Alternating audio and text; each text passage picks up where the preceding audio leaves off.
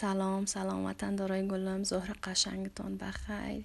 یه اولین ولاگم است و میرم خرید برای شب یلدا. خب من خیلی لذت میبرم از تزیین و خرید برای شب یلدا. این هم از کوچه و پس کوچه شهر کابل. وای اگر میتونستن سخن بگن چقدر حرفا به گفتن داشتن.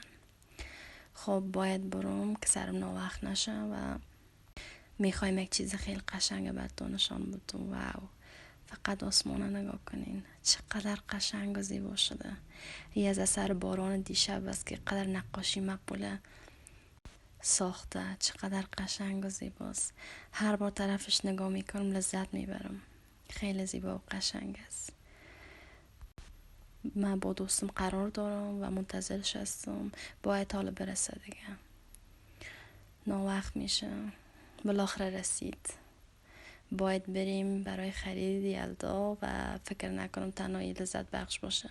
یا از شب‌های کوچه های کابل بالاخره رسیدیم به کیک فروشی. رنگ سرخ نماد شب یلداست و خیلی سفره ما را جذاب میسازه.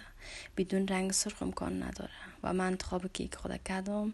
شب یلدا به نظر من یک شب خاص است چون همگی ما دور هم جمع میشیم. یک فضای دوستانه و خیلی لذت بخش ایجاد میکنه. یا مشینی های کیوت. واو. و این هم سفره قشنگ ما. واو، خیلی قشنگ است. مرا خیلی خوش آمد. شما هم نظر بدین دوستا سفره ما چه رقم شده. از سفره دوستانه ما دور همی ما برای شما هم همچین سفره قشنگ